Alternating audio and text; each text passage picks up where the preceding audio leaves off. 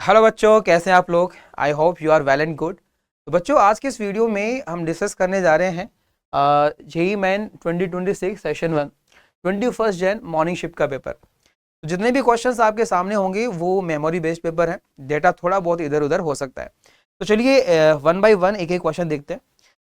तो सबसे पहला क्वेश्चन है आपके सामने, ट्रिग्नोमेट्री का क्वेश्चन। आप देख सकते हो क्वेश्चन क्या है कि the value of cosec 10 minus root 3 sec 10 क्या होगा। अब आप देखोगे कि यार ये तो साइन का एक्सप्रेशन एक तरह से, ये किस में आ जाएगा, कॉस में एक्सप्रेशन। तो हो सकता है कुछ A sine theta plus B cos theta का पैटर्न बन जाए। आसान क्वेश्चन है बिल्कुल। तो देखो यहाँ पर जैसे ही मैं इसको कन्वर्ट करता हूँ साइन में और कॉस में, तो देखो यहाँ पर एलसीएम क्या बनेगा, साइन 10 इंटू कॉस 10, ऊपर बनेगा कॉस 10 माइनस रूट 3 साइन 10। आप देख सकते हो यहाँ पर साइन थीटा है, ये कॉस थीटा है। जैसे मैं इसको 2 से मल्टीप्लाई करता हूं, ऊपर भी फिर 2 से मल्टीप्लाई करना पड़ेगा, तो ये बन जाएगा साइन 2 थीटा, यानी साइन 20 बन जाएगा। ऊपर देखो तो ये कॉस थीटा कुछ साइन थीटा की टर्म है, यानी कुछ A cos plus B sine theta का यहाँ पे फॉर्मेट है। तो आप इसके लिए क्या कर सकते हो, रूट ए स्क्वायर प्लस बी स्क्वायर से जैसे ही डिवाइड करोगे ये मर्ज होगा। तो यहाँ पर देखो ए है 1, बी है माइनस रूट 3, तो रूट ए स्क्वायर प्लस बी स्क्वायर कितना होगा, 2 होगा। तो 2 से डिवाइड कर दो और 2 से यहाँ पे मल्टीप्लाई कर दो, तो ये भी मर्ज हो जाएगा। कैसे, ये जो हाफ दिख रहा है अगर मैं चाहूं तो उसको क्या लिख सकता हूँ, साइन 30। ठीक है, तो ये क्या बन जाएगा एक तरह से कॉस 30। बाकी मामला क्या है, कॉस 10 है और यहाँ पे साइन 10 है, तो यहाँ पर है 4। तो देखो बेटा, ये फॉर्मूला बन गया है, एक रिजल्ट बन गया, sign A cos B minus cos A sine B. और ये क्या होता है, साइन ए माइनस बी होता है। तो साइन ए माइनस बी यानी साइन 20 होता है, और ये 4 नीचे क्या है, साइन 20 है। तो आंसर कितना होगा, 4 के बराबर आएगा। यानी ऑप्शन जो थर्ड है वो बिल्कुल सही होगा। तो ट्रिग्नोमेट्री का एक आसान सा क्वेश्चन मैं बोलूंगा पूछा गया है।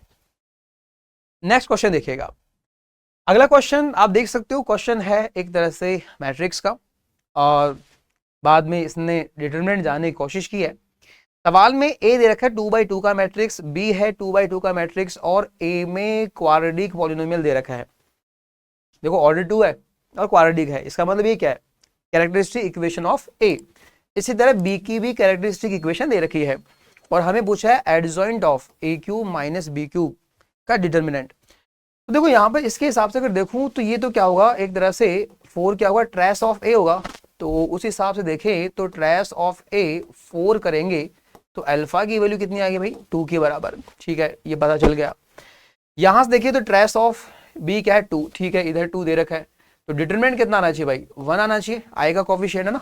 तो ये आएगा 1 माइनस बीटा, तो 1 माइनस बीटा 1 आएगा। तो देखो यहाँ पे बीटा की वैल्यू कितनी आएगी, 0 के बराबर आएगी। ठीक है, तो हमें ए पता है और बी पता है। अब आप सोच रहे हो कि भाई ए क्यूब निकाल लेते हैं, ए इंटू ए इंटू ए। वैसे मत करो, आप इन्हीं का यूज कर सकते हो। सोचो मैं इसी को ए से मल्टीप्लाई करूं, ए क्यूब आएगा 4a स्क्वायर माइनस 2a।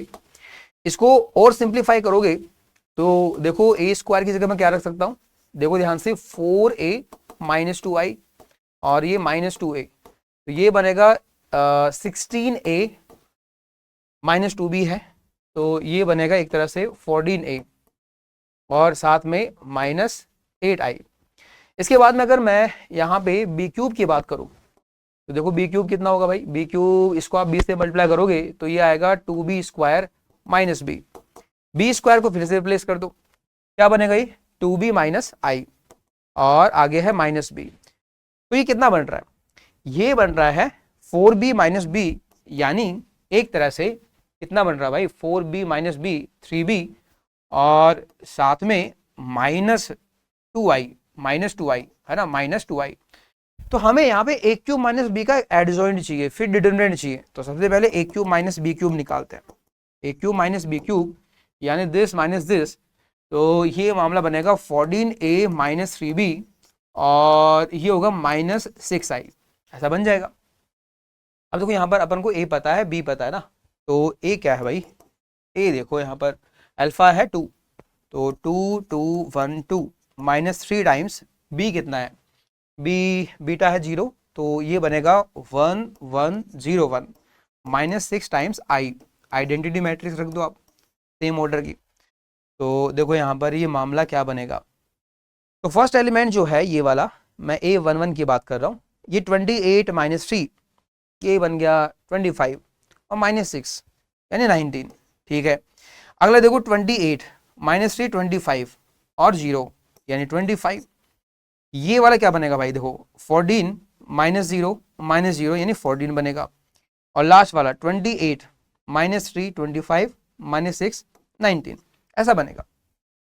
तो ए क्यूब माइनस बी क्यूब है ये।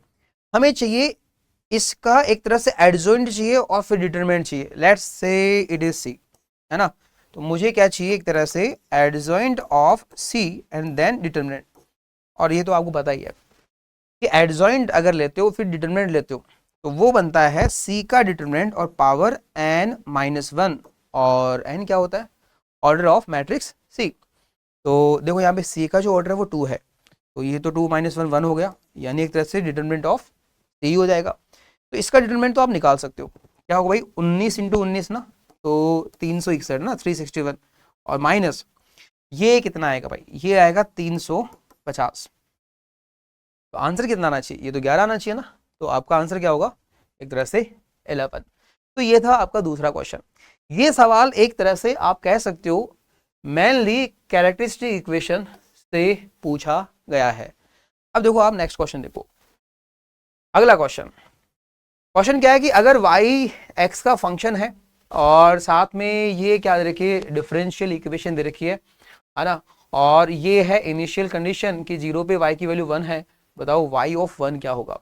तो डिफरेंशियल इक्वेशन का सवाल पूछा गया। तो देखो यहाँ पे सबसे पहले आप फॉर्मेट देखो, dy बाई डी एक्स क्या दे रखा है, देखो dy by D x, D x से मैं डिवाइड कर रहा हूँ, तो dy by D x into 1 plus X square, और बराबर में ये मामला जाएगा तो tan इनवर्स x और प्लस 1। अब मैं इससे डिवाइड कर देता हूँ, तो dy, ध्यान से देखना भाई, ये तो पूरा x का फंक्शन इधर ही आ जाएगा, तो tan inverse x upon 1 plus X square, और 1 को डिवाइड कर दोगे तो ये बन गया, dx को इधर भेज दो। तो अच्छा ये तो इंटीग्रेबल दिख रहा है, ये भी दिख रहा है, तो देखो यहाँ पर हम दोनों को इंटीग्रेट कर देते हैं, इधर भी इंटीग्रेट करोगे तो इसका जो इंटीग्रेशन है ये तो बन गया y। ये बड़ा आसान है, दिख रहा होगा। जैसे इसको आप t मानोगे ये मामला जाएगा dt में, तो ये बनेगा t dt यानी t स्क्वायर बाई 2, यानी एक तरह से tan इनवर्स x का स्क्वायर बाई 2, और ये तो सीधा रिजल्ट ही होता है tan इनवर्स x साथ में यहाँ पे constant of integration.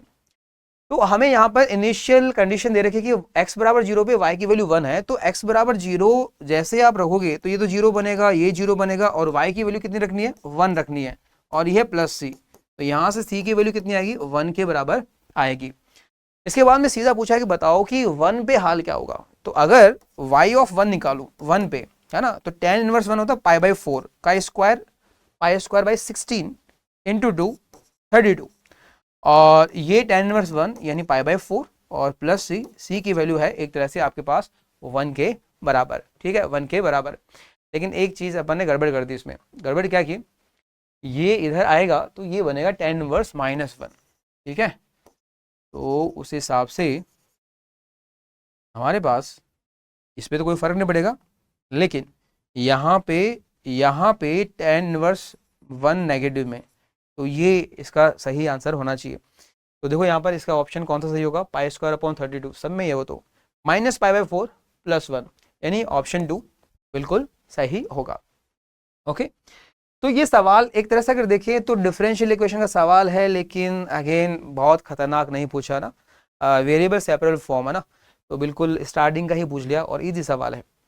Next question देखना आप, नेक्स्ट क्वेश्चन अपने पास है the value of 0 to pi by 2। देखो ये डेफिनेट इंटीग्रेशन का सवाल है, और इस सवाल में जो एक्सप्रेशन दे रखा है जिसको इंटीग्रेट करना है वो ट्रिग्नोमेट्रिक है, और आप देख सकते हो कि ये तो sine C plus sine D कुछ इस टाइप का यहाँ पे ट्रांसफॉर्मेशन फॉर्मूला बन सकता है। तो आप एक काम करो, यहाँ पे फर्स्ट एंड लास्ट को क्लब कर दो, ठीक है, तो ये आसान हो जाएगा, सिंप्लीफाई हो जाएगा। तो sine C plus sine D क्या होगा, 2 sine C plus D by 2, तो ये बनेगा 4x बाई 2, ठीक है, और कॉस में डिफरेंस बाई 2, तो ये आएगा 2x बाई 2, और आगे क्या है साइन 2x। इसका मॉड इंटीग्रेशन फ्रॉम 0 to π/2। तो देखो यहाँ पर आप देख सकते हो कॉमन आ रहा है ना, sin 2x कॉमन आ रहा है, तो ये बनेगा 2 cos x और +1, और इसका मोड लेना है एंड देन इंटीग्रेट करना है। अब देखो यहाँ पे मॉड को ओपन करना जरूरी है कि मॉड किस हिसाब से ओपन होगा। तो देखो यहाँ पर x की जो वैल्यू है वो 0 से π/2 है, तो x अगर 0 से π/2 जाएगा, पक्का ये 0 से पाई जाएगा। तो ये फर्स्ट एंड सेकंड क्वाड्रेंट में, और वहां पे साइन कैसा होता है, पॉजिटिव, ठीक है। अच्छा फर्स्ट क्वाड्रेंट है तो ये मामला क्या होगा, पॉजिटिव, तो ये वाला एक्सप्रेशन में कैसा हो गया, पॉजिटिव। यानी अपन ऐसा कह सकते हैं कि ये पूरा एक्सप्रेशन ही पॉजिटिव है, तो इस पे मोड लगाने का कोई तुक नहीं बैठता, तो हम इस मोड को हटा सकते हैं एंड देन इंटीग्रेट कर सकते हैं। तो देखो यहाँ पे इंटीग्रेशन कैसे करेंगे। अच्छा यहाँ पे ये वाली टर्म तो sin 2x सीधे सीधे बन जाएगी, जो इंटीग्रेबल है डायरेक्टली ना, 0 से π/2। और यहाँ पर अगर देखें तो ये है sin 2x और 2 cos x। इसको अपन कैसे कर सकते हैं, देखो इसको वापस ओपन कर देते हैं, ये बनेगा 2 cos x sin x, वो 2 cos x sin x इससे मल्टीप्लाई होगा तो 4 cos square x sin x बनेगा। इसको इंटीग्रेट करना है 0 से π/2। तो देखो यहाँ पर क्या बनेगा, तो देखिए यहाँ पर अगर मैं cos को अगर t मानूं तो ये बनेगा -dt, है ना, -dt, तो t स्क्वायर -dt यानी -t² का इंटीग्रेशन, और ये होगा -t³/3, t³/3 मतलब cos³/3, ठीक है, 0 से π/2। और इसका इंटीग्रेशन क्या होगा, -cos 2x और /2 फ्रॉम 0 to π/2, ठीक है। तो देखो बेटा यहाँ पर π/2 अगर रखोगे तो ये बनेगा 0, ठीक है, -0 रखोगे तो 1 बनेगा, अपॉन में 3 और ये -4। यहाँ पे आप देखोगे अगर π/2 रख दो cos पाई -1 माइनस 0 रखोगे cos 0 1 होता है अपॉन 2, तो ये बन रहा है हमारे पास +4/3 और ये बनेगा 1। इसका जो आंसर है वो आना चाहिए 7/3, है ना। तो इसका जो ऑप्शन 2 है वो बिल्कुल सही होगा। तो इसी तरह से अपन आगे बढ़ सकते हैं। अगला क्वेश्चन देखो आप, क्वेश्चन क्या अपने पास कि if L1 and L2 are 2 parallel lines. देखो आप देख पा रहे हो कि 2 पैरेलल लाइंस और triangle ABC is an equilateral triangle. ये जो ट्राइंगल है वो कैसा ट्राइंगल है, इक्विलेटरल, मतलब सारी साइड्स बराबर हैं और सारे एंगल्स 60 डिग्री बोल सकते हो। Then what is the area of this triangle. तो इक्विलेटरल ट्राइंगल का एरिया अगर हमें साइड पता चल जाए, लेट्स से कि ये जो साइड है अगर A है तो इसका जो एरिया है वो कितना आएगा, √3/4 A², ऐसा आएगा। अब देखो हमें साइड निकालनी है और हमें ये वाली साइड दे रखी है, ये वाली साइड दे रखी है। सोचो अगर मैं ये वाला एंगल थीटा मान लूँ, for this is also A, तो अपन कह सकते हैं कि A sin थीटा वो क्या होगा, 3 होगा, यहां से बोल सकते हैं। अच्छा ऐसे तो फिर अपन ये भी बोल सकते हैं भाई ये 6 है ये 3 है, अच्छा ये वाली टोटल कितनी होगी, 9 हो जाएगी, तो इसको भी रिलेट कर सकते हैं ना। तो उसके लिए हमें एंगल पता होना चाहिए इस ट्राइंगल में। अच्छा ये 60 है, ये 60 है, टोटल 90 है, तो यहाँ पे कितना बचेगा, यहाँ 90 - 60 - थीटा, यानी ये बचेगा 30 - थीटा, ठीक है। अपन कह सकते हैं ये एंगल आपको पता है ये A है, तो ये कंपोनेंट क्या होगा, ये होगा A cos 30 - थीटा, तो ये वैल्यू है 9 के बराबर, ये है 9 के बराबर। अब देखो इनको थोड़ा आसानी से अपन सॉल्व कर लेते हैं ना। तो हमें चाहिए A, तो थीटा को एलिमिनेट करना है, तो देखो इसको थोड़ा सिंप्लीफाई करते हैं, तो ये आएगा cos 30 cos थीटा यानी √3/2 और cos theta plus sin 30 sin theta यानी हाफ और sin थीटा और इक्वल्स टू 9।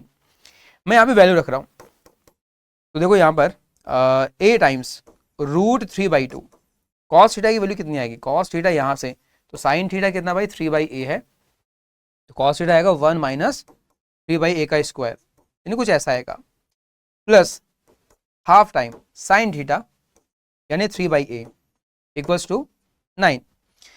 तो देखो यहाँ पर अगर आप एलसीएम लेते हो तो मामला थोड़ा आसान होगा, है ना। ध्यान से देखो ये 2A है ना, अच्छा ये A² - 9 A² का रूट वो भी 2A बनेगा, तो यहाँ पर A का काम तमाम हो सकता है ना। तो ये है √3 और रूट ए स्क्वायर -9 और यहाँ पे +3 अपॉन 2a, ठीक है, इंटू ए गया काम से, इधर आएगा 9।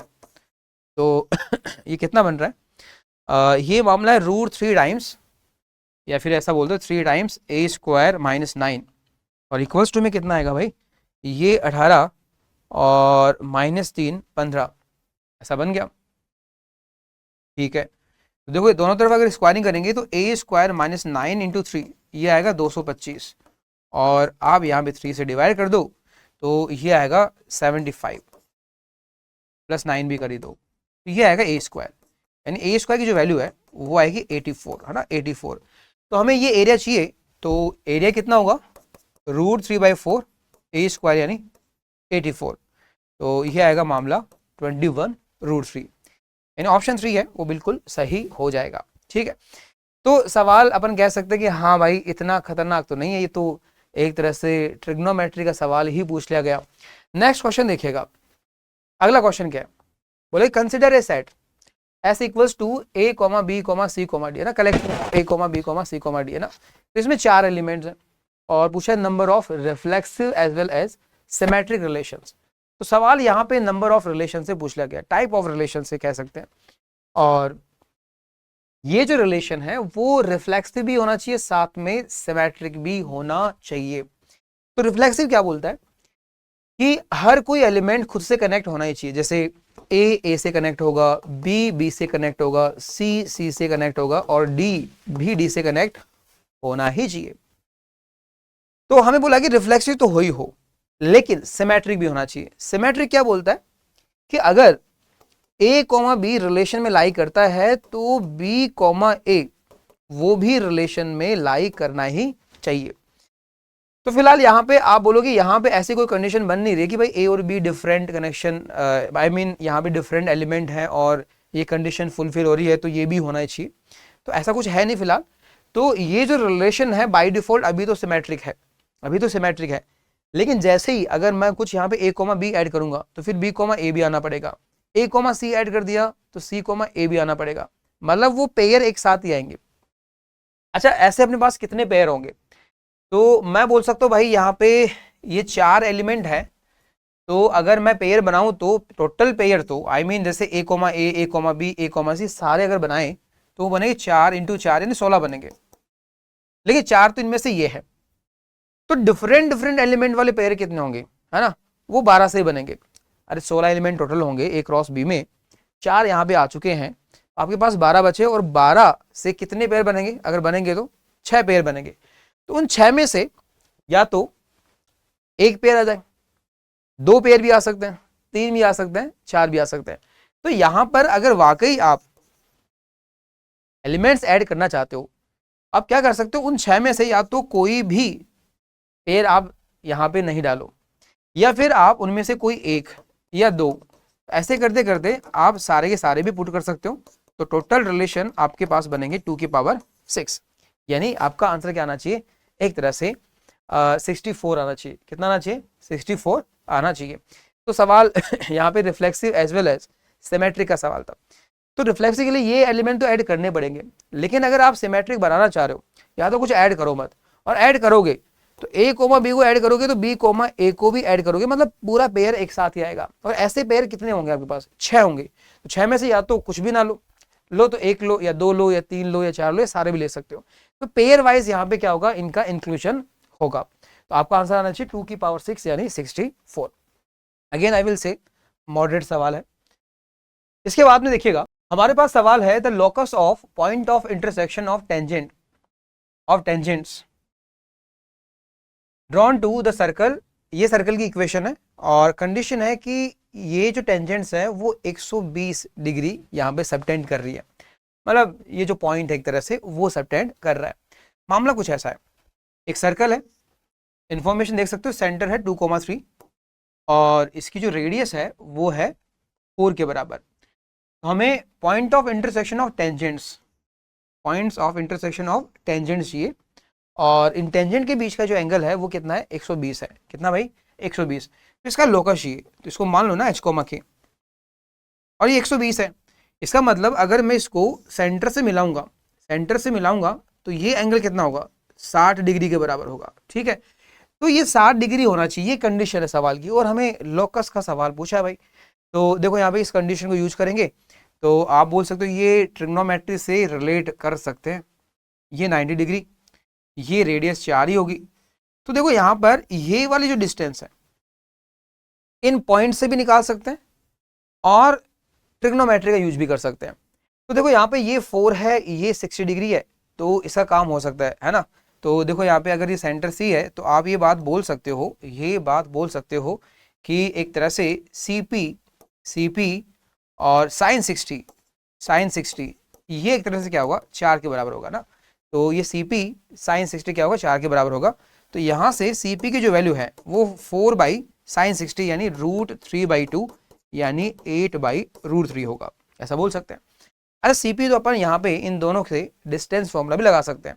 ये बनेगा √h-2 का होल स्क्वायर और k-3 का होल स्क्वायर और यहाँ पे 8/√3, दोनों तरफ आप स्क्वायरिंग कर दो तो ये बन गया x-2 का होल स्क्वायर, यहाँ y रख दो y-3 का होल स्क्वायर और ये 64/3, 3 को आप इधर ले आओ, थोड़ा सिंप्लीफाइड वर्जन बन जाएगा। तो ये हमारा आंसर आना चाहिए। अब देखो यहाँ पर सिंप्लीफाई करना पड़ेगा ना, 3x² और y², ठीक है, 3 टाइम्स x² प्लस y², उसके बाद में x का कोफिशिएंट यहाँ पे -4 × 3 -12 और -6y और × 3 -18y। कांस्टेंट के नाम पे देखें तो 4 और 9 13 और 3 39, तो 39 और -64 = 0। तो ऐसा कुछ आएगा भाई ना, 3x² 3y² -12x -18y और ये कितना बन रहा है, ये -25 है क्या। तो हाँ भाई बिल्कुल ये -25 ही है ना। तो यहाँ पर ऑप्शन ए बिल्कुल फिट बैठेगा ना, पहला ऑप्शन इसका क्या होगा, करेक्ट हो जाएगा। Again I will say locus के नाम पर, सर्कल के नाम पर, अगेन इजी मॉडरेट सवाल ही है, कोई खतरनाक सवाल तो नहीं है। नेक्स्ट क्वेश्चन देखना। अब अगला क्वेश्चन क्या है, if A1 A2 A3 are the terms of an increasing geometric progression, increasing GP है, उसके 3 टर्म्स हैं, आई मीन 3 दे रखिए, बाकी तो आगे और भी टर्म्स होंगी। Thus that A1 + A3 + A5 = 21 और साथ में इनका प्रोडक्ट भी दे रखा है। देखो यहाँ पर ये जो टर्म्स हैं वो मतलब ऑल्टरनेट टर्म्स हैं, ऑफ कोर्स ये भी क्या होंगी, जीपी में ही होंगी, और इनका सम भी दे रखा है और प्रोडक्ट भी दे रखा है। तो एक काम करते अपन, एक काम कर लेते हैं कि भाई अगर यहाँ पर अगर इन टर्म्स को मानना हो तो अपन मान सकते हैं। कैसे, बीच वाले टर्म को A मान लो, इसको AR मान लो, इसको A/R मान लो, तो इनका प्रोडक्ट क्या होगा, इनका प्रोडक्ट 64 दे रखा है, तो ये बन गया A³ बराबर 64 यानी A की वैल्यू कितनी आएगी, 4 के बराबर, 4 के बराबर है ना, 4 के बराबर। इसका मतलब टर्म्स क्या होंगी अपने पास, ये टर्म्स होगी अपने पास एक तरह से 4/R 4 and 4R। अब देखो इनका एडिशन भी दे रखा है, तो चलो यहाँ पे इनका एडिशन 21 रख देते हैं। 21 रखोगे, R हम यहाँ से निकाल सकते हैं, देखो मैं R से मल्टीप्लाई कर रहा हूँ तो 4 + 4R + 4R² = 21R, तो ये मामला बनेगा 4R², इसको इधर ले आओ तो ये बनेगा -17R और +4 = 0, है ना। तो देखो यहाँ पर R की वैल्यू क्या आएगी, यहाँ पे R की वैल्यू आएगी 4 और साथ में 1/4, ठीक है। तो R जो कॉमन रेशो है वो किसका है भाई, A1 A3 A5 का, है ना, A1 A3 A5 का, ठीक है। तो अच्छा यहाँ पे ये इंक्रीजिंग AP थी तो 1/4 तो नहीं हो सकता, 1/4 तो नहीं हो सकता, तो R की वैल्यू क्या लेना पड़ेगी, यहाँ पे 4 है ना। अच्छा R किसके लिए है, A1 A3 A5 के हिसाब से ना, तो फर्स्ट टर्म जो है वो कितनी होगी भाई, फर्स्ट टर्म है ना, एक मिनट, फर्स्ट टर्म की होगी यहाँ पे A/R यानी 4/4 ये हो जाएगी। थर्ड टर्म क्या होगी, वो तो A के बराबर है, तो ये होगी 4 के बराबर, और फिफ्थ टर्म क्या होगी, A × R यानी 4 × 4 यानी 16 हो जाएगी ना। तो हमें चाहिए A1 A2 A3, है ना। अच्छा ये फर्स्ट है, ये थर्ड है, तो बीच वाली क्या हो जाएगी भाई, एक तरह से 2 के बराबर होनी चाहिए, और फिर ये क्या हो जाएगी 8 के बराबर हो जाएगी, है ना। तो बीच वाली टर्म तो आप निकाल सकते हो भाई, 2 टर्म्स पता आपको ना, दो टर्म्स पता है तो बीच वाली टर्म्स कैसे निकालोगे, दोनों का प्रोडक्ट और स्क्वायर रूट, तो ये 2 हो जाएगी और ये 8 हो जाएगी। तो हमें चाहिए a1 plus a2 plus a3, यानी 1 प्लस 2 प्लस 4 यानी 7। तो ऑप्शन 2 है वो बिल्कुल इसका सही होगा। Again I will say this is moderate question. Next question देखिएगा, अगला क्वेश्चन बोला कि एलिप्स ई जो है वो आपको दे रखा है X square by 36 plus Y square by 16 equals to 1 दे रखा है। एक हाइपरबोला है जो कॉन्फोकल है विद एलिप्स ई। अब देखो आपको ये बात पता होनी चाहिए, जब भी एक एलिप्स और हाइपरबोला की जो फोकस है अगर कोइंसिडेंट हो तो कंडीशन क्या होती है ना, ये ध्यान रखना कि अगर अपने पास एलिप्स दे रखा है X square by A square Y square by B square equals to 1 और hyperbola X square by capital A square Y square by capital B square equals to 1, तो जैसे ही फोकस इनके कोइंसिडेंट है तो इनका जो डिफरेंस है वो एक तरह से इनके एडिशन के बराबर हो जाएगा। ठीक है, इनके एडिशन के बराबर हो जाएगा। ठीक है, और ये ध्यान रखना ये कंडीशन आपको कब लगानी है, जब एक तरह से दोनों की जो प्रिंसिपल एक्सिस है वो एक्स एक्सिस के अलोंग को तब लगानी है। ठीक है, तो देखो यहाँ पर आगे क्या बोला गया था, हाइपरबोला। ठीक है, eccentricity of hyperbola is equal to 5 है ना, तो इसकी सेंट्रिसिटी दे रखी है अपन को ना, ई दे रखी है ना, ई डैश मान लेते हैं, ये 5, इसका एसेंट्रिसिटी ई मान लो। और पूछा था length of latus rectum of hyperbola क्या होगा अगर प्रिंसिपल एक्सिस ऑफ हाइपरबोला वो एक्स एक्सिस है। ठीक है, आप ये वाली कंडीशन आप लगाओ तो देखो यहाँ पर कुछ मिल सकता है आपको। देखो ए स्क्वायर माइनस बी स्क्वायर 20, ठीक है, और ये है ए स्क्वायर प्लस बी स्क्वायर। अच्छा यहाँ पर ए स्क्वायर प्लस बी स्क्वायर ये कितना होता है, एक तरह से ए स्क्वायर टाइम्स ई स्क्वायर ही होता है ना। अच्छा इसका ई डैश है ना, ये एसेंट्रिसिटी, और ये है 20, तो ई डैश की वैल्यू 5, तो 5 का स्क्वायर 25, ए स्क्वायर आएगा 20/25 यानी 4/5। तो ए स्क्वायर हमें पता चल गया ना, ए स्क्वायर पता चल गया 4/5, फिर तो हमारे पास बी स्क्वायर भी आ जाएगा। बी स्क्वायर कितना आएगा भाई, 20 माइनस 4/5, और हमें पूछा है length of latus rectum of hyperbola, और ये होती है 2 टाइम्स बी स्क्वायर बाई ए। तो देखो यहाँ पे मैं वैल्यू रख रहा हूँ 2 times B square, 2 times B square की वैल्यू कितनी आएगी, देखो ये आएगी 100 और माइनस 4 96 96/5, और ए की वैल्यू अगर देखें, ए की वैल्यू क्या आएगी √4/5 यानी 2/√5, ऊपर भेज देते हैं इसको। ठीक है, तो ये गया काम से, और ये आएगा 96/√5, 96/√5 यानी पहला ऑप्शन है वो इसका बिल्कुल सही हो जाएगा। सवाल, अच्छा सवाल है, सवाल कहाँ से पूछा है, एक तरह से कि कॉन्फोकलिटी ऑफ एलिप्स एंड हाइपरबोला। ठीक है, तो ये कंडीशन आपको पता होनी चाहिए, ये कंडीशन आपको पता होनी चाहिए। नेक्स्ट देखो आप, अगला क्वेश्चन मीन एंड वेरिएंस है ना।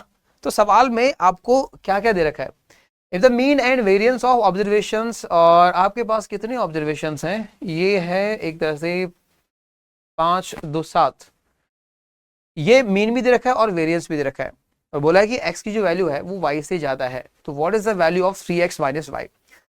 बेहद आसान सवाल, स्टैट्स का सवाल है, और हमें यहाँ पे डेटा में 2 अननोन दे रखे हैं, लेकिन 2 कंडीशन अपन को दे भी रखी है, और जैसे 2 कंडीशन लगाएंगे 2 इक्वेशन 2 अननोन यहाँ पे मिलने चाहिए। तो देखो यहाँ पे मीन की बात करते हैं, तो मीन क्या होगा भाई, मीन होगा x plus Y plus 12 plus 14 plus 4 plus 10 plus 2 बटे डेटा अपने पास है 3 3 4 1 7, तो ये मामला होगा 8 के बराबर।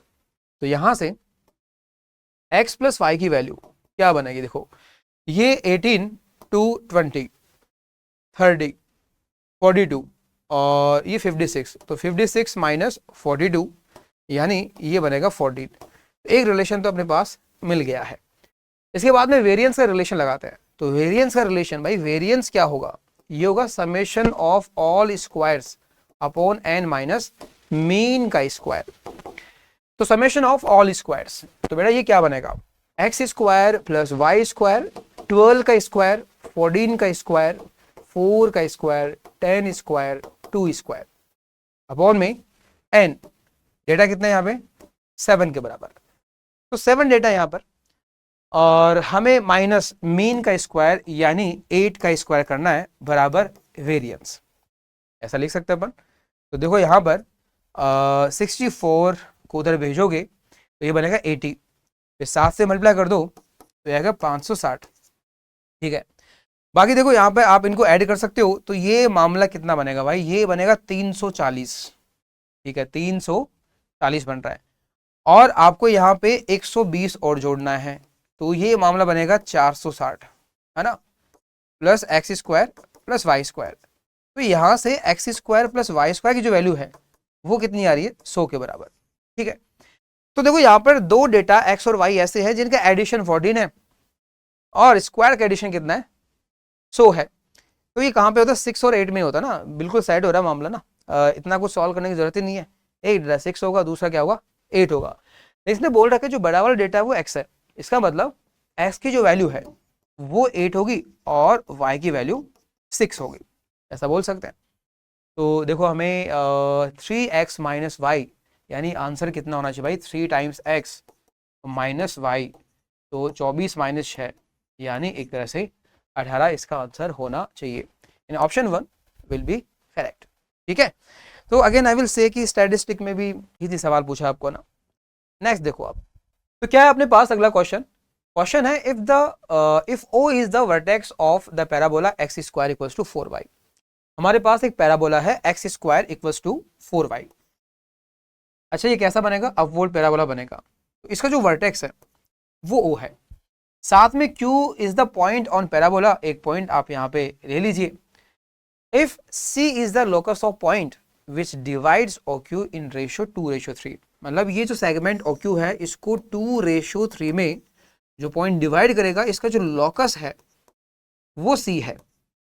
आगे बोला कि the equation of chord of C which bisected at point 1,2, जो कर्व आपका आएगा उसकी कॉर्ड की इक्वेशन चाहिए और उसका मिड पॉइंट दे रखा है 1,2। तो अगर मिड पॉइंट दे रखा हो कॉर्ड की इक्वेशन चाहिए तो आप बोलते हो t बराबर S1 उसकी इक्वेशन होती है। तो सबसे पहले तो हमें ये कर्व निकालना पड़ेगा and then we will have to apply t equals to S1। तो देखो बेटा यहाँ पर इसका लोकस निकालना है तो आप इसको मान लो h कोमा के।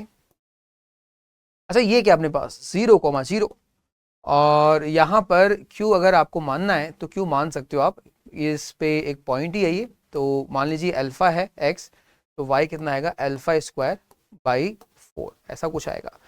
तो देखो यहाँ पर h की वैल्यू क्या आएगी, h की वैल्यू क्या आएगी 2 इंटू अल्फा और 3 इंटू 0 अपॉन 2 प्लस 3, और अगर k की बात करें तो आएगा 2 इंटू अल्फा स्क्वायर बाई 4 यानी अल्फा स्क्वायर बाई 2, 3 इंटू 0 खत्म और अपॉन में आएगा 2 प्लस 3 यानी 5, ऐसा बोल सकते हैं।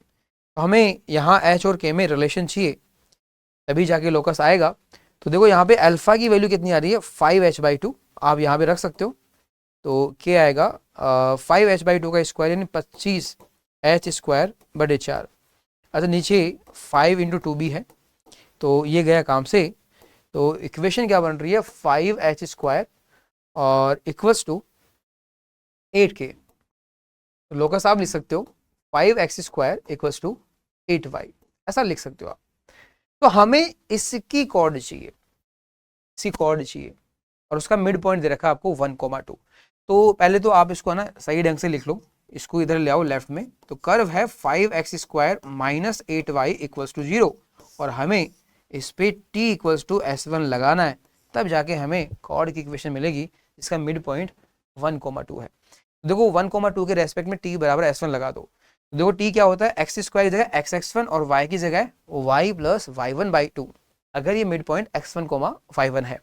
तो देखो यहाँ पर ये बनेगा क्या 5 टाइम्स x इंटू x1 है 1 माइनस 8 टाइम्स y की जगह y प्लस y1/2, तो y plus y1/2 equals to S1।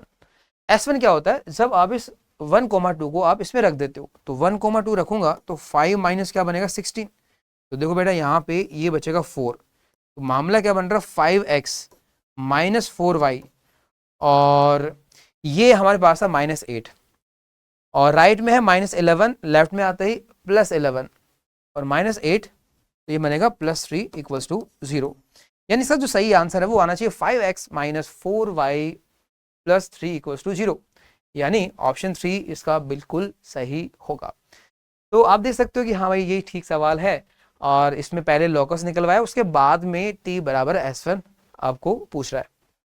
इसके बाद में देखो आप अगला क्वेश्चन देखो, अगेन फिर से डेफिनेट इंटीग्रेशन का सवाल, और सवाल में है ना हमें लिमिट दे रखी है -π/6 से +π/6।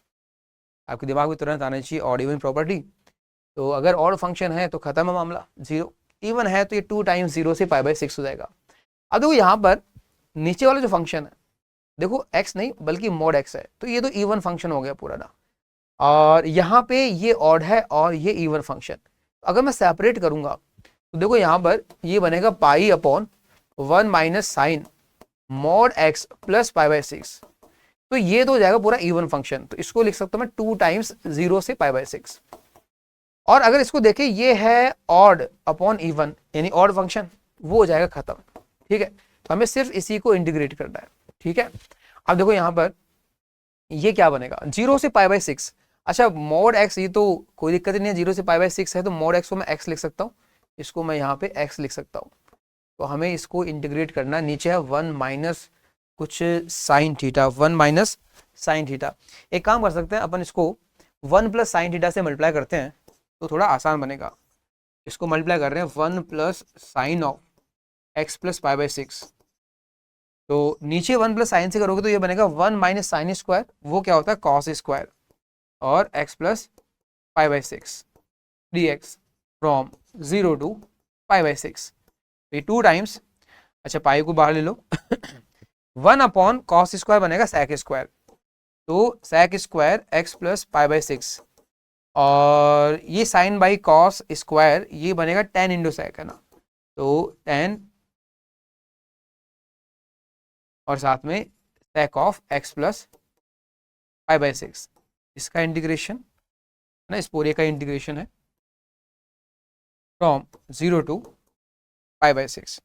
तो देखो यहाँ पर ये तो दोनों फंक्शन क्या है डायरेक्टली इंटीग्रेबल है, क्योंकि सेक स्क्वायर क्या होगा tan हो जाएगा। ठीक है, और ये तो लीनियर फंक्शन है ना इसलिए बोल रहा हूँ मैं। नीचे क्या आएगा भाई x का कोफिशिएंट, वो तो वैसे भी 1 है। इधर देखो tan इंटू सेक है ना, तो ये क्या बन गया एक तरह से सेक बन जाएगा, तो sec of x plus π/6। Leading coefficient कितना है लीनियर फंक्शन का 1 ही है, तो 1 से डिवाइड कर रहे हो आप, और हमें ये चाहिए भाई 0 से π/6 और मल्टीप्लाई में है 2 पाई। तो देखो जैसे अपन π/6 रखेंगे तो tan π/3 बनेगा, और tan π/3 कितना होता है भाई, ये होता है √3। ओके, माइनस 0 अगर रखोगे तो tan π/6 ये बनेगा 1/3 1/√3। इधर आप π/6 रखोगे तो sec π/3 ये होता है 2 के बराबर, और माइनस जब 0 रखोगे sec π/6 ये होता है cos π/6 का उल्टा यानी 2/√3, तो माइनस 2/√3 ऐसा बन जाएगा।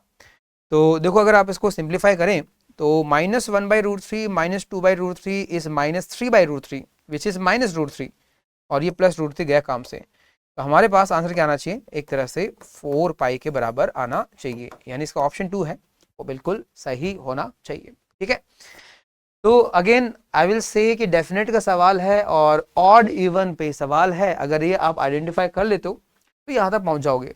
अब यहाँ पे थोड़ा आपको सोचना पड़ेगा भाई, है ना, कि 1 माइनस साइन थीटा उसको मैंने 1 प्लस साइन से ऊपर नीचे मल्टीप्लाई किया और सेपरेट कर दिया है। नेक्स्ट क्वेश्चन देखिएगा, अगला क्वेश्चन है आपको दे रखा है f(3) की वैल्यू, f'3 की वैल्यू, f'3 की वैल्यू दे रखी है और हमें ये लिमिट पूछ ली। देखो जब भी आपको लिमिट का सवाल पूछा जाए तो सबसे पहले आपको लिमिट का फॉर्मेट चेक करना चाहिए।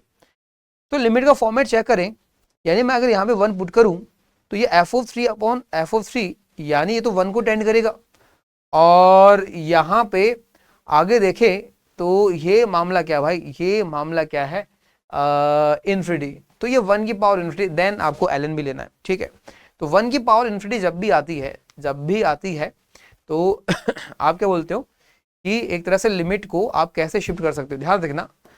मैं इसको ऐसे लिख सकता हूँ ln लिमिट और साथ में f(x+2) अपॉन f(3) और इसकी पावर है 18/x-1 का होल स्क्वायर, ऐसा है ना। ठीक है, तो ये लिमिट निकाल लेते हैं, और 1 की पावर इन्फिनिटी का अगर फॉर्मेट बने तो क्या होता है भाई, इसके अंदर एक कम कर दो ना, एक कम कर दो, और फिर इस पावर से मल्टीप्लाई कर दो, ठीक है। बट ये एक्सप्रेशन ध्यान में ई की पावर में रहेगा, है ना। और लिमिट क्या है आपके पास, x टेंडिंग टू 1। अच्छा, इसका ln भी लेना है, तो ln लेंगे तो फिर तो इसका कोई मतलब ही नहीं है, फिर तो यही अपना क्या होगा, आंसर होगा, यही अपना आंसर होगा। तो हमें इसकी वैल्यू बतानी है, हमें इसकी वैल्यू बतानी है। तो देखो यहाँ पर इसको कैसे डिटरमाइन कर, देखो f ऑफ x प्लस 2, अच्छा ये जीरो बन जाएगा पूरा ना, जीरो बन जाएगा, और नीचे भी क्या बनेगा, जीरो बनेगा, नीचे भी जीरो बनेगा, ठीक है। अच्छा, एफ ऑफ सी की वैल्यू 18, एक मिनट मैं इसको सिंप्लीफाई कर लेता हूँ। ये एफ ऑफ एक्स प्लस 2 और माइनस एफ ऑफ 3, नीचे एफ ऑफ 3 है, इस 18 से कैंसिल आउट होगा, तो नीचे आएगा सिर्फ x माइनस 1 का होल स्क्वायर और लिमिट x टेंडिंग टू 1। तो जैसे आप 1 रखते हो तो ऊपर जीरो और नीचे जीरो, यानी 0/0 का फॉर्मेट बनेगा। तो आप यहाँ पे LH रूल लगा सकते हो, है ना, लॉबिटल रूल। तो वो क्या बोलेगा कि ऊपर डिफरेंशिएट कर दो और नीचे भी डिफरेंशिएट कर दो, देन आप लिमिट निकालो x टेंडिंग टू 1 पे। अच्छा, 1 जैसे रखोगे अभी भी नीचे क्या बन रहा है, जीरो, और ऊपर क्या बन रहा है, f'3, है ना।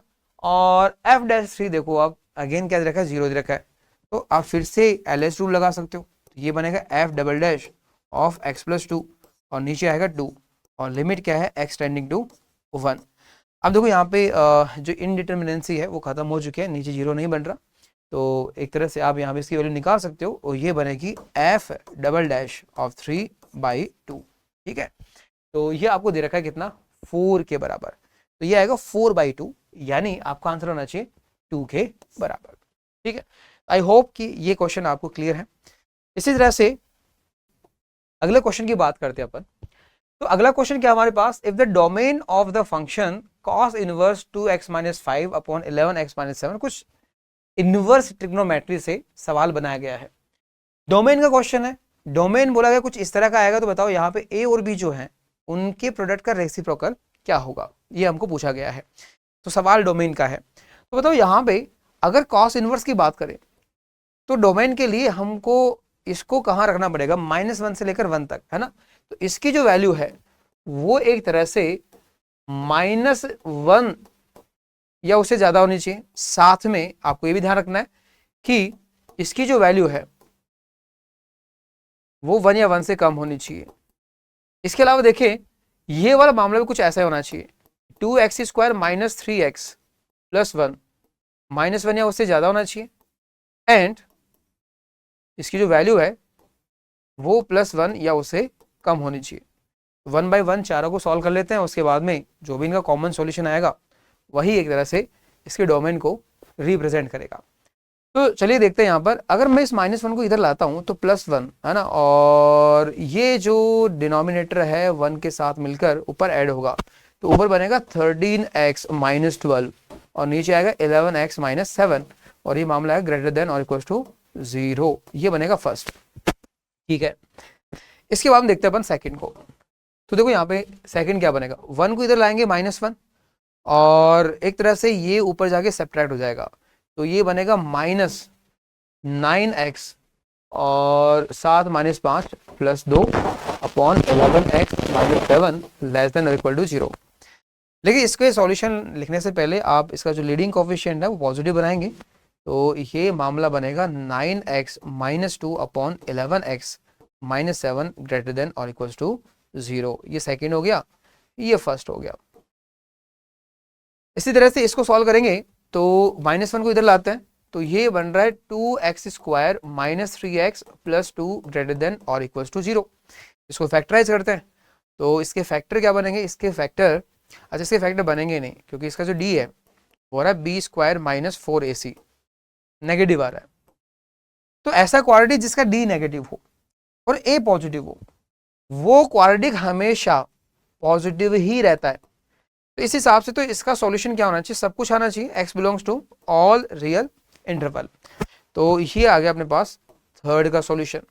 एंड द फोर्थ वन देखना आप, फोर्थ वन 1 से 1 गया, तो यहाँ पर आप जैसे x कॉमन लोगे तो 2x - 3 लेस देन और इक्वल टू 0, ये है हमारे पास फोर्थ, ठीक है। तो हमें इन चारों के सॉल्यूशन निकालना है और कॉमन सॉल्यूशन देखना है। तो देखो यहाँ पे मैं सबको नंबर लाइन पे प्लॉट कर रहा हूँ, एक साथ ही कर देता हूँ। तो इसके रूट है 12/13 13 और 7/11 है ना, 12/13 और 7/11।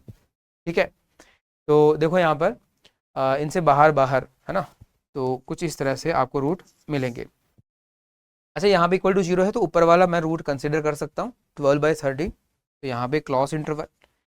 इसके अलावा सेकंड की बात करें तो यहाँ पे 2/9 और 7/11, 2/9 है ना, 0.2 से कम होगा ना, अप्रॉक्स 0.2 ही मान सकते हो आप, सॉरी 0.2 से ज़्यादा होगा, तो लगभग 0.2 है, और 7/11 ये तो थोड़ा ज़्यादा होगा ना, तो ये आएगा 2/9 इधर। ठीक है, तो ये भी बाहर बाहर का रीजन आएगा 2/9 और 7/11, मतलब कुछ इस तरह से। और हमें इक्वल टू यहाँ पे होल्ड करवानी है तो x बराबर 2/9 को लेना पड़ेगा, यानी ये पॉइंट भी कंसिडर किया जाएगा। नेक्स्ट इसके हिसाब से सब कुछ ले सकते हैं, ये x बराबर 0 और 3/2 के बीच में है ना, x बराबर 0, ध्यान से देखना भाई, x बराबर 0 और 2/3, 3/2, 3/2 कहाँ आएगा 1.5, ये तो इधर आएगा है ना, 3/2 इधर आएगा। ठीक है, तो हमें चाहिए बीच का सॉल्यूशन, बीच का सॉल्यूशन है लेस देन 0 ना, बीच का सॉल्यूशन, तो ये वाला सॉल्यूशन, और साथ में इक्वलिटी भी है, मतलब मैं 0 को ले सकता हूं और इनफैक्ट 3/2 को भी ले सकता हूं, ऐसा कर सकते हैं, कोई दिक्कत ही नहीं है। तो हमें ओवरऑल अगर देखें तो इसका जो सॉल्यूशन है कॉमन सॉल्यूशन, तो ये आपको कॉमन सॉल्यूशन मिलेगा, यहाँ पे ये वाला कॉमन सॉल्यूशन मिलेगा, यानी आपका सॉल्यूशन होगा 0 से 2/9 क्लॉज इंटरवल और 12/13 से 3/2 क्लॉज इंटरवल। 0 से 2/9, 0 से 2/9 मतलब एक ही वैल्यू क्या होनी चाहिए 2/9, यूनियन 12/13 से 3/2, 12/13 से 3/2, यानी b की वैल्यू क्या होनी चाहिए 3/2 होनी चाहिए।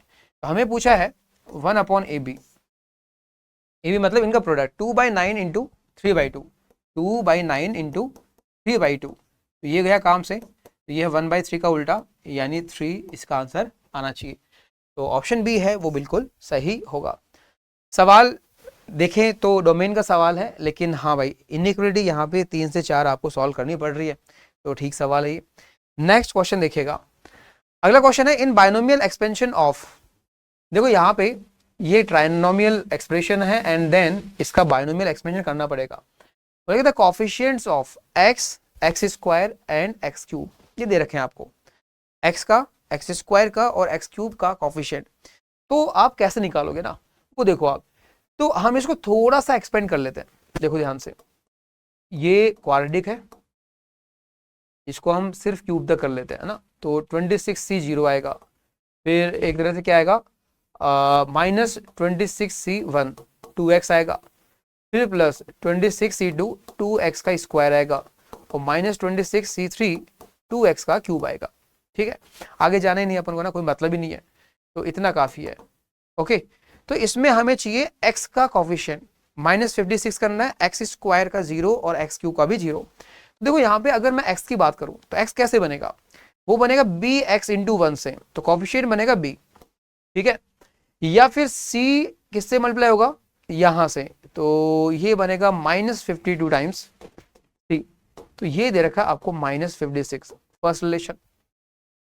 सेकेंड है एक्स स्क्वायर का कोफिशिएंट, वो कैसे बन सकता है, देखो ए एक्स स्क्वायर कॉन्स्टेंट से मल्टीप्लाई हो तो कोफिशिएंट ए बनेगा, बी एक्स इससे मल्टीप्लाई हो तो ये बनेगा -52b, और सी यहाँ पे इससे मल्टीप्लाई हो तो ये कितना है भाई 26c2 इंटू 4 इंटू सी, देखो यहाँ पे 26c2 कितना होगा, इतना होगा, और इसको मल्टीप्लाई करना किससे 4 से एंड देन सी से, है ना, तो ये बनेगा भाई 1300, तो 1300c, तो ये दे रखा अपन को एक तरह से किसके बराबर 0 के बराबर, ये सेकंड रिलेशन।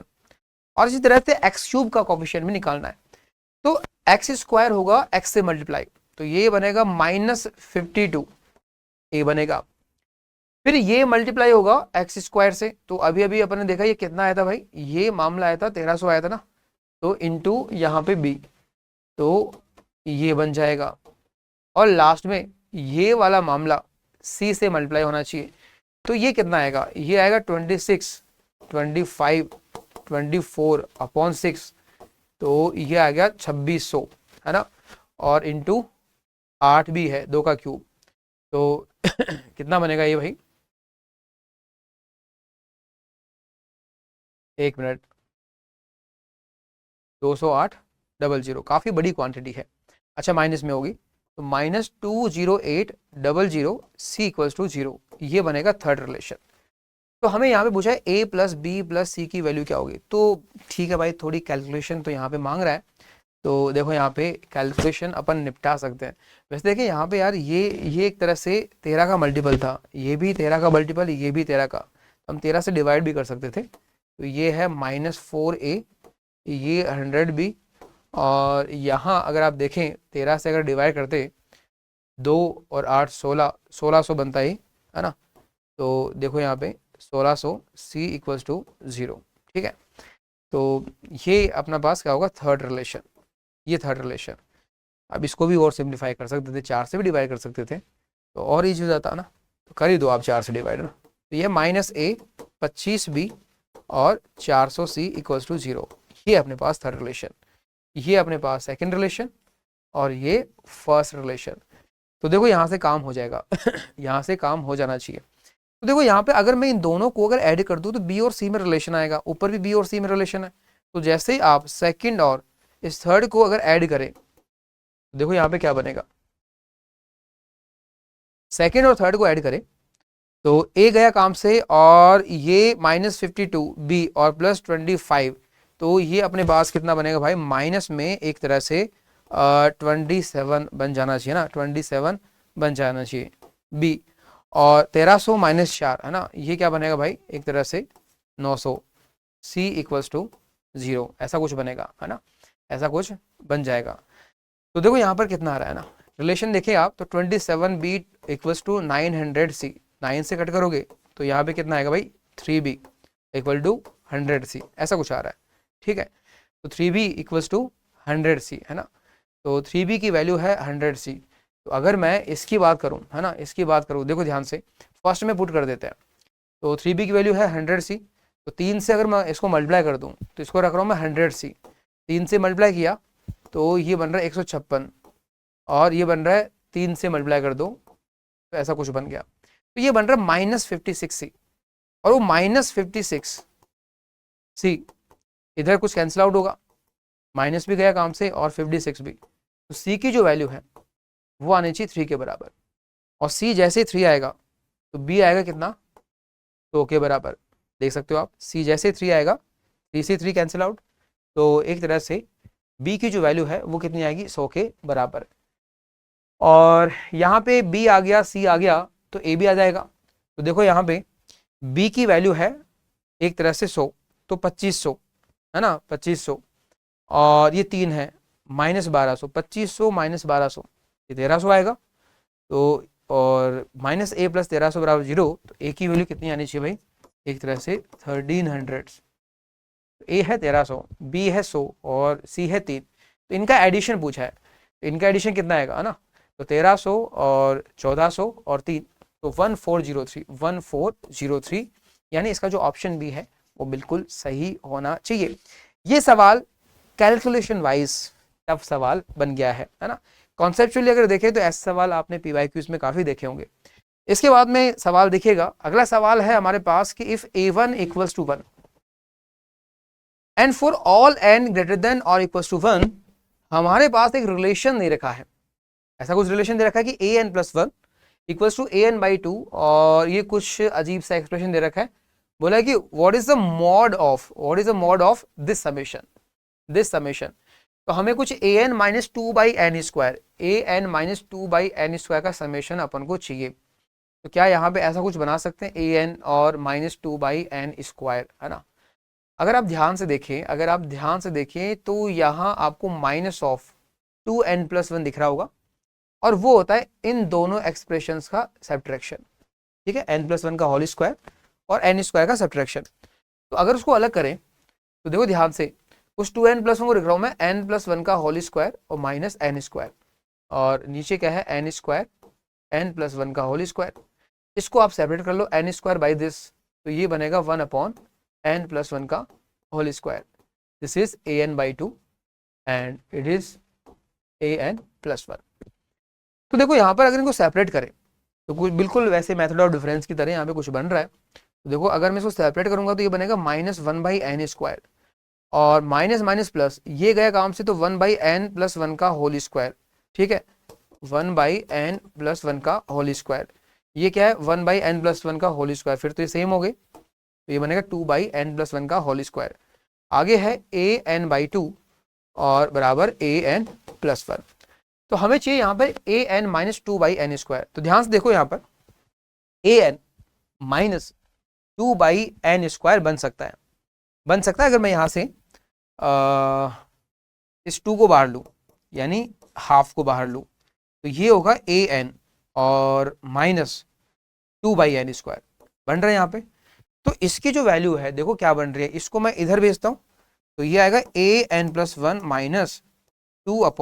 -2/n+1 का होल स्क्वायर। तो अगर देखें तो ये एक्सप्रेशन आ तो रहा है, लेकिन वो इसकी फॉर्म में आ रहा है ना, तो ऐसे कोई अपन देखें तो an से इंडिपेंडेंट टर्म यहाँ पे नहीं आ रही है ना, ऐसा अपन बोल सकते हैं।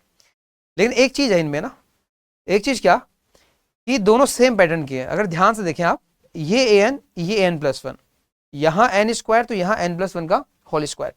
यानी मैं बोल सकता हूं अगर मैं इस पूरे एक्सप्रेशन को अगर मैं tn मान लूं, तो ये एक्सप्रेशन क्या है, tn+1।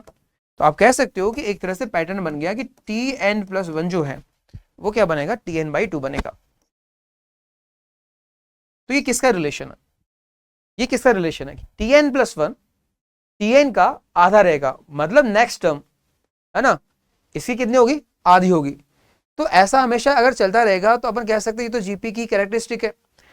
यानी आप देख सकते हो tn+1/tn हाफ, ये रेशो कॉमन रेशो की तरह ही काम करेगा, ठीक है। तो अपन कह सकते हैं कि ये जो tn है, एक तरह से ये जो tn है वो जीपी के टर्म को डिनोट करेगा, है ना। और टर्म अगर देखें तो यहाँ पे कहाँ से स्टार्ट है भाई, फर्स्ट से ना, तो एक तरह से क्या है, समेशन ऑफ, है ना, एक तरह से बोल सकता हूँ ये tn ही है, और n की वैल्यू क्या है, 1 से लेकर इन्फिनिटी, तो ये बनेगा t1 + t2 + t3, है ना। इस तरह से इनफाइनाइट टर्म्स यहाँ पे बनेंगे, और ये जीपी है, तो एक तरह से क्या बनेगी, इनफाइनाइट जीपी बनने वाली है। तो इनफाइनाइट जीपी का सम क्या होता है, a/1 - r, तो first term upon 1 - r, r क्या होगा, कॉमन रेशियो, तो कॉमन रेशियो यहाँ से कितना आएगा, हाफ आएगा। d1 मतलब फर्स्ट टर्म, तो t1 मतलब फर्स्ट टर्म, यहाँ पे फर्स्ट टर्म, तो ये कितनी आएगी, a1 - 2, a1 - 2, ऐसा बोल सकते हो। तो a1 की वैल्यू हमें पता होनी चाहिए, तो a1 की वैल्यू दे रखी है 1 के बराबर, है ना, रख दो यहाँ पे। तो 1 - 2 - 1, और ये आएगा हाफ, तो इसका आंसर आना चाहिए -2 के बराबर, ठीक है। तो इसका आंसर आना चाहिए -2, तो यहाँ पे -2 नहीं आ रहा ना, +2 जरूर आ रहा है। एक बार देख लो भाई कहीं गड़बड़ तो नहीं है। तो देखो यहाँ पे, अच्छा लास्ट में इसने मोड पूछा ना, मोड पूछा है, तो मोड अगर करेंगे तो मामला क्या होगा, एक तरह से 2 के बराबर आएगा ना, तो ऑप्शन डी इसका बिल्कुल सही हो जाएगा। ओके, तो दिस क्वेश्चन इज ओवर। अगला क्वेश्चन देखिए आप, अगले क्वेश्चन में आपको एरिया पूछा है, area enclosed by this curve, this and this curve, area under the curve का सवाल है। तो देखो सबसे पहले अगर आप इसकी बात करें तो ये तो इनसाइड रीजन है ऑफ इलिप्स, है ना। तो देखो इलिप्स क्या बनेगा, ध्यान से देखना आप, है ना, ये इलिप्स क्या है, x² / 4 से डिवाइड कर दो, y² / 1 = 1, तो इसके इनसाइड रीजन की बात कर रहा है। तो अगर इसको ड्रॉ करें अपन तो कुछ ऐसा बनेगा, देखो यहाँ पे ये 2 पे कट करेगा, -2 पे, तो आप डायग्राम बना सकते हो, ऐसा कुछ बनेगा, ये -2 पे, ये यहाँ पे ऊपर क्या होगा, 0,1, और ये क्या होगा, 0,-1। आगे क्या भाई, y बराबर mod x - 1, है ना, इससे नीचे वाला रीजन है, y बराबर mod x - 1, y बराबर mod x होता है कुछ ऐसा, लेकिन -1 करना है, -1 करना है, इसका मतलब ये तो ऐसे कुछ बनेगा, है ना, ऐसा कुछ बनना चाहिए। एक बार देख लेते हैं कटिंग पॉइंट क्या होंगे ना, एक्स एक्सिस वाले। तो अगर मैं यहाँ पे y को 0 करूँ तो mod x की वैल्यू 1 आएगी, तो x क्या होगा, +1 - 1, यानी ये होगा 0.1,0 और ये -1,0, ठीक है। इसी तरह से ये वाला कर्व क्या है, ये तो एक तरह से अगर देखें y बराबर ये है 1 माइनस मोड एक्स से ऊपर वाला रीजन है ना, 1 माइनस मोड एक्स से ऊपर वाला। अच्छा एक काम करो आप, यहाँ पे ये क्या मोड एक्स का नेगेटिव है ना, तो इसको फ्लिप कर दो ना, इसको फ्लिप करोगे तो ये पॉइंट यहाँ पे जाएगा, तो ये कुछ इस तरह से बनेगा, इस तरह से बनेगा। तो हमें चाहिए y ग्रेटर देन और, है ना, तो इस कर्व से ऊपर वाला रीजन चाहिए, इस कर्व से ऊपर वाला, मतलब इससे तो ऊपर होना चाहिए, ठीक है, इससे ऊपर होना चाहिए। अच्छा इस कर्व से नीचे होना चाहिए, मतलब इससे नीचे होना चाहिए, और साथ में इस एलिप्स के अंदर होना चाहिए। तो आपको ऐसा रीजन ढूंढना जो इससे ऊपर हो, इससे नीचे हो और एलिप्स के अंदर हो। तो आप देख पा रहे हो कि ये वाला जो रीजन है वो आपका एक तरह से फेवरेबल रीजन है ना। इस तरह से आप इधर भी देख सकते हो, इससे नीचे, इससे ऊपर और एलिप्स के अंदर, तो ये वाला रीजन, ठीक है। हालांकि आप देख सकते हो यहाँ पे आपको सिमेट्री दिख रही होगी ना, क्योंकि एक तरह से आपका एलिप्स है वो भी क्या है, एक्स एक्सिस के अराउंड क्या होगा, सिमेट्रिक। आपके ये जो दोनों कर्व बनाए हैं वो भी क्या है, एक तरह से वाई एक्सिस के अराउंड, वो वाई एक्सिस के अराउंड है ना, ये भी वाई एक्सिस के अराउंड। फिर तो हमारे पास ये जो एलिप्स है वो भी क्या है, वाई एक्सिस के अबाउट सिमेट्रिक है। तो इस हिसाब से अगर देखें, इस हिसाब से अगर देखें तो हमारे ये जो रीजन है वो भी सिमेट्रिक होने चाहिए ना। ध्यान से देखो यहाँ पे ये रीजन है ना, ये रीजन है ना एक तरह से, और ये कर्व अगर देखें तो दोनों कर्व एक दूसरे के मिरर इमेज हैं, यानी ये वाला सेक्शन और ये वाला सेक्शन बराबर होगा। ऐसे ये भी क्या होगा, बराबर होगा। बाकी वाई एक्सिस के अराउंड तो सिमेट्रिक है ही। तो ये जो चारों रीजन हैं वो क्या होंगे, बराबर होंगे। हम किसी एक रीजन को इवेलुएट कर लेते हैं ना, ओके, एक रीजन को इवेलुएट कर लेते हैं।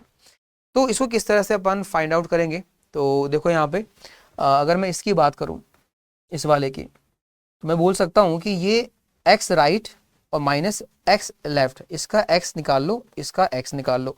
तो राइट वाला जो एक्स है माइनस लेफ्ट वाला, इसको इंटीग्रेट करना है ना, इसको इंटीग्रेट करना है। और y की वैल्यू कहाँ से कहाँ होगी, यहाँ से लेकर यहाँ तक। अब ये पॉइंट निकालना पड़ेगा, यहाँ पे y कितना होगा, let's say it is y1, यहाँ पे पता 0 है, तो 0 से लेकर y1 तक। तो इसका एरिया आ जाएगा, तो इसको हम 4 से मल्टीप्लाई कर देंगे तो हमें ओवरऑल एरिया मिल जाएगा। देखो एक्स राइट कैसे निकालोगे, एक्स राइट निकलेगा एलिप्स से।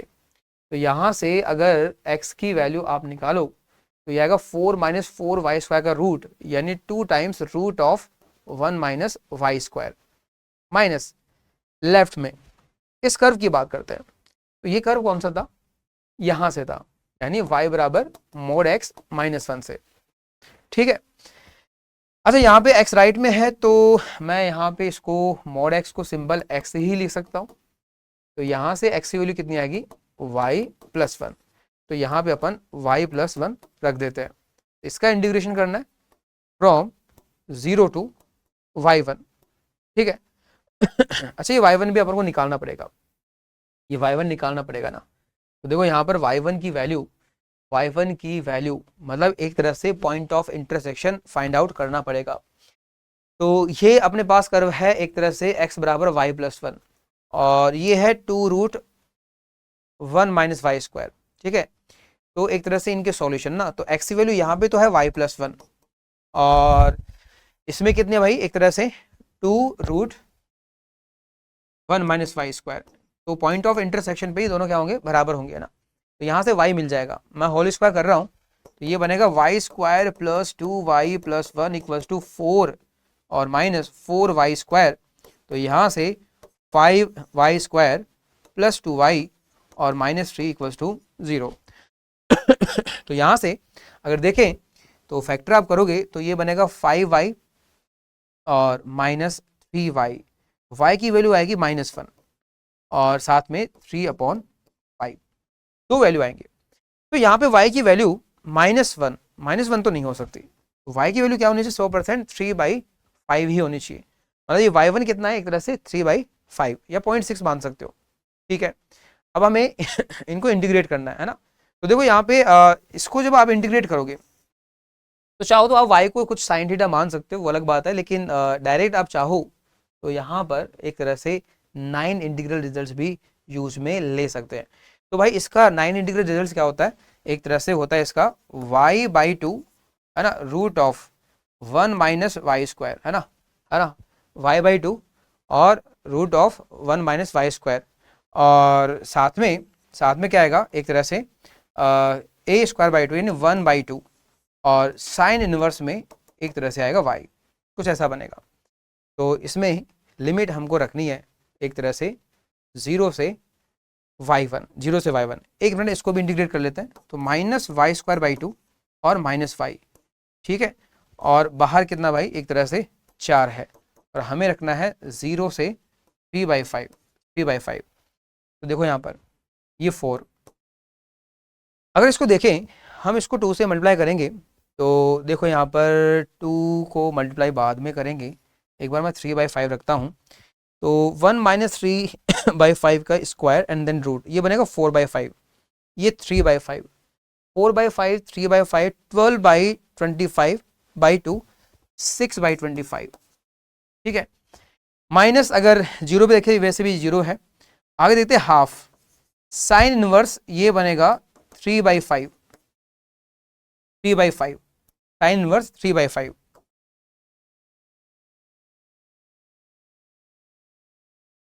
और जीरो पे क्या बनेगा 0। इसके बाद में माइनस 3/5 पे कितना बनेगा 9/25, 2 नीचे है तो 50, और ये माइनस 3/5, बाकी जीरो पे क्या होगा 0 रहेगा। तो हमें इसका सिंप्लीफाइड वर्जन चाहिए ना, सिंप्लीफाइड वर्जन, ध्यान से देखना। तो ध्यान से अगर आप देखोगे तो यहाँ पर आपको साइन इनवर्स की टर्म दिख रही है ना, साइन इनवर्स कितना दिख रहा है भाई 3/5, हाफ इधर है 2 इंटू इधर है, तो ये बनेगा 1 और इंटू 4, तो 4 साइन इनवर्स 3/5, मतलब ये तो नहीं होगा, है ना, 4 साइन इनवर्स 3/5। कांस्टेंट की बात कर लेते हैं, कांस्टेंट कितना आ रहा है देखो ध्यान से, ये कांस्टेंट कितना आ रहा है, ये आ रहा है 12/25, 12/25 है ना। तो कांस्टेंट की अगर बात करें तो यहाँ पे है 12/25, और साथ में ये भी है -9/50 और -3/5, तो देखो ये कितना बनेगा, देख लेते अपन। तो ये है 12/25, और यहाँ पे एक तरह से ये है -9/50 -3/5, एलसीएम ले लो आप, 50 बनेगा, तो ये ऊपर जाएगा 24 माइनस ये 9 और 10 और 3 30, ऐसा बनेगा 15 - 30 -15 और अपॉन 50, है ना। तो यहाँ पे जो कांस्टेंट अंदर वो बनेगा -15/50, इंटू 4 भी है, इंटू 4 भी है, तो ये बनेगा -15/50 इंटू 4, ये आना चाहिए कांस्टेंट, है ना। तो ये कांस्टेंट कितना हो गया, 5 से कैंसिल आउट करोगे ऊपर तो ये -3 और इधर 10 और इंटू 4 भी है, 2 से कैंसिल आउट करोगे तो ये बनेगा 5। तो ये कांस्टेंट जो है वो आना चाहिए -6/5, ये वाला ऑप्शन, डी ऑप्शन जो है इसका बिल्कुल सही हो जाएगा, ठीक है। तो अगर आप इसको सिंप्लीफाई करोगे तो आपको मिलेगा 4 साइन इनवर्स 3/5 और कांस्टेंट के नाम पे बनेगा -6/5। तो ये सवाल मैं बोल सकता हूँ यार कैलकुलेशन वाइज टफ सवाल हो गया ना, अच्छा सवाल है ना। नेक्स्ट क्वेश्चन देखना, ठीक है। तो देखो यहाँ पे मेमोरी बेस्ड पेपर है, तो जितने क्वेश्चन अवेलेबल थे ऑब्जेक्टिव टाइप में वो मैंने करवा दिए हैं। अब देखो यहाँ पर हम देखते हैं न्यूमेरिकल टाइप। तो सबसे पहला सवाल देखो, इस टाइप का सवाल आपने पहले भी देखा होगा, PYQs में ऐसा सवाल पूछा हुआ है। तो सवाल क्या है कि अगर x² + x + 1 अगर 0 है तो बताओ इसकी वैल्यू क्या होगी, इसकी वैल्यू क्या होगी। तो देखो ये स्पेशल इक्वेशन है, क्योंकि इसके जो रूट है वो क्या होंगे ओमेगा और ओमेगा स्क्वायर, जहां पे ये क्या होता है imaginary cube root of unity. तो हमें पूछा कि इसकी वैल्यू क्या होगी, जैसे मान लो मैं ओमेगा ले लूँ, तो एक तरह से हमें पूछ रहा है ओमेगा + 1/ओमेगा की पावर 4, फिर क्या पूछ रहा है ओमेगा स्क्वायर + 1/ओमेगा स्क्वायर की पावर 4, फिर ओमेगा क्यूब, है ना, + 1/ओमेगा क्यूब पावर 4, और इस तरह से चलता रहेगा। तो आपको पता होना चाहिए ओमेगा का पैटर्न होता है कि ओमेगा जो है वो कॉन्जिक्यूटिव 3 पावर्स अगर देखें, है ना, पहले ओमेगा फिर ओमेगा स्क्वायर ओमेगा क्यूब, है ना, तो वो 1 बन जाता है। और जैसे आप ओमेगा की पावर 4 की बात करेंगे वो वापस ओमेगा बनेगा, फिर ओमेगा पावर जो 5 है वो ओमेगा स्क्वायर बन जाएगा, ओमेगा की पावर 6 अगेन फिर 1 बनेगा। तो एक तरह से रिपीट होते रहेंगे ना, पैटर्न क्या होगा यहाँ पे रिपीट हो रहा है। तो शुरुआत की जो 3 टर्म्स हैं बिल्कुल वैसे ही अगली 3 टर्म होंगी, फिर उसके अगले भी वैसे ही 3 टर्म होगी। तो इस हिसाब से अगर देखें तो हमारे पास यहाँ पे कितनी टर्म दे रखी है ना, ये x की पावर 1 2 3 और 25। तो ऐसे अगर देखें तो 3 3 के हमारे पास 8 ट्रिपलेट हो जाने चाहिए, है ना। तो मैं बोल सकता हूँ कि भाई 8 तो हो जाएंगे ना, 8 तो हो जाएंगे ना, कोई दिक्कत नहीं। ऐसे ही जो अगला होगा वो क्या बनेगा, ये वाली टर्म ही बनेगा। अरे सोचो, ये फर्स्ट है, ये सेकंड है, थर्ड है ना। फोर्थ ऐसा ही बनेगा, फिफ्थ ऐसा ही बनेगा, सिक्स ऐसा ही बनेगा, 7 8 9 10 11 12 इस तरह से। लास्ट में 24th ऐसा होगा और 25th बिल्कुल ऐसा ही होगा, ठीक है। तो जो 25th होगा लास्ट वाला, है ना ये क्या बनेगा, ओमेगा पावर 25, जिसको मैं वापस ओमेगा लिख सकता हूँ, और ये 1/ओमेगा पावर 4 ऐसा बनेगा। तो अगर आप इसकी वैल्यू निकाल लेते हैं तीनों के एक साथ, तो ऐसे जो वैल्यू है वो 8 बार आएंगी और लास्ट में एक बार ये आएगा। तो देखना यहाँ पर ओमेगा और ये ओमेगा स्क्वायर, ये होता है -1 की पावर 4 यानी +1। ये ओमेगा स्क्वायर, ये अगेन ओमेगा, तो ये बनेगा -1 की पावर 4 यानी +1, और ये 1 + 1 2 की पावर 4 यानी 16, और ये मामला आपको 8 बार दिखेगा, है ना। तो हर 3 टर्म्स की जो वैल्यू है वो इसके बराबर आएगी, और ऐसा कितने बनेंगे भाई, 8 बनेंगे, ठीक है। 8 ट्रिपलेट हो जाएंगे। लास्ट में ये अकेला बचा रहेगा ना, अकेला ना, तो इसकी वैल्यू भी कितनी आएगी, +1। तो ये अलग से मैं जोड़ देता हूँ।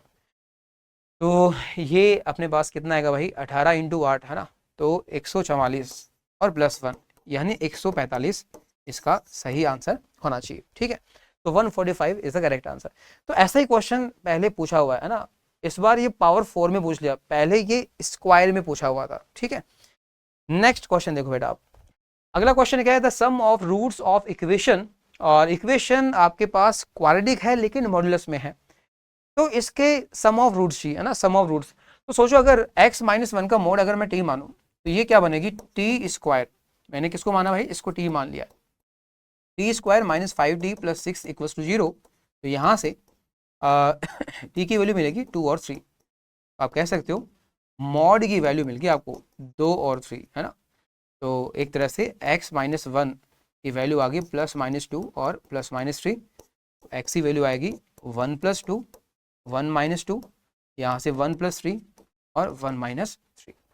हमें पूछा सम ऑफ रूट्स, है ना, तो सम आप करोगे तो देखो यहाँ पे ये गया काम से ना, आपके पास आंसर कितना आना चाहिए, एक तरह से 4 के बराबर आना चाहिए, है ना। इसका आंसर है 4।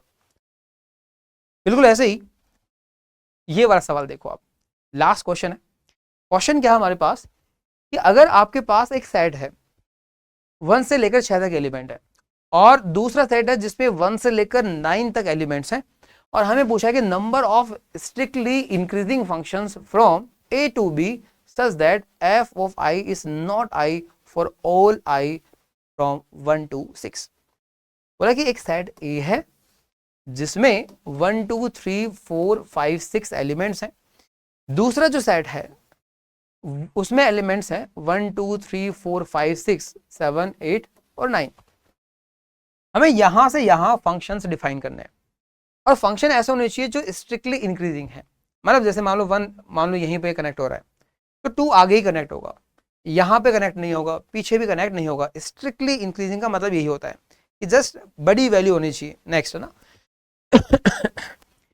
तो इस हिसाब से अगर देखें तो हमारे पास अगर यहाँ पे 6 एलिमेंट्स है, तो यहाँ भी 6 एलिमेंट्स हमको लेने ही पड़ेंगे, और ऑर्डर कैसा होगा, इंक्रीजिंग ही होगा, ठीक है।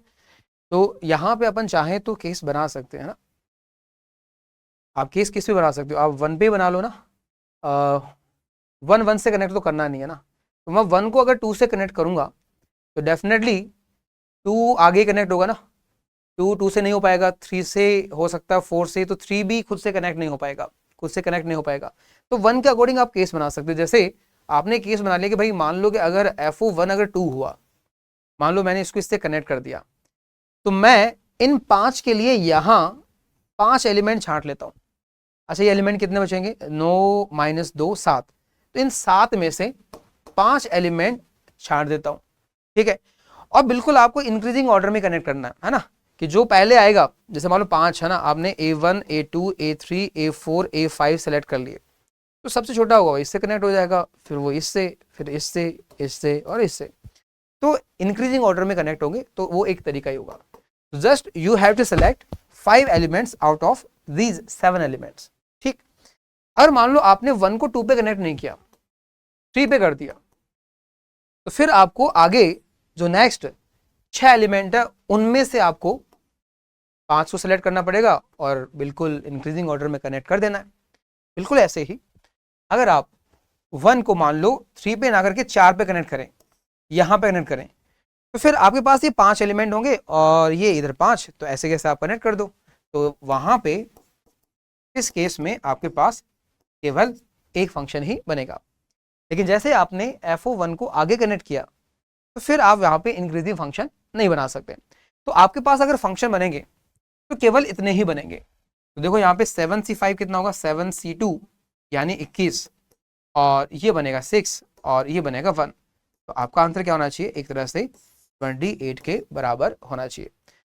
तो बेटा ये थे आपके पास मेमोरी बेस्ड कुछ क्वेश्चंस। तो आई होप अगर आप इस पेपर को आप ध्यान से देखें तो कुछ क्वेश्चन ऐसे थे जो काफ़ी कैलकुलेटिव थे। जैसे इस क्वेश्चन की बात करूं, अच्छा क्वेश्चन है, क्वेश्चन अगर आप थोड़ा टाइम दे तो किया जा सकता है। इसके अलावा अगर देखें, ये वाला क्वेश्चन आसान था, है ना, बिल्कुल आसान था। और ये क्वेश्चन देखो PYQs अगर देखें तो ये क्वेश्चन भी मैं बोलूँगा कि हाँ आसान ही था, है ना। इसके अलावा अगर देखें, ये वाला क्वेश्चन अच्छा सवाल है, मतलब लेंथी सवाल है ना, उलझने वाला सवाल है। इसके अलावा देखें, ये भी बहुत ही बढ़िया सवाल पूछा है, अच्छा सवाल है ये भी। इसके अलावा देखें, ये अगेन कैलकुलेशन है इनमें, है ना, तो लेंथी सवाल भी पूछे हैं। ये भी एक तरह से कैलकुलेशन वाला सवाल है। बाकी ये ठीक सवाल है ना, किया जा सकता है। ये इजी सवाल बोलूँगा, ये इजी सवाल है। ये अगेन आई विल से कि कैलकुलेशन वाला सवाल है, लेकिन इतनी भी कैलकुलेशन नहीं है ना। इसके अलावा अगर देखें तो अगेन ये ठीक सवाल है, टफ नहीं है। ये ठीक सवाल है, अगेन ये भी किया जा सकता था। ये number of symmetric and reflexive है ना, तो ये अच्छा सवाल है।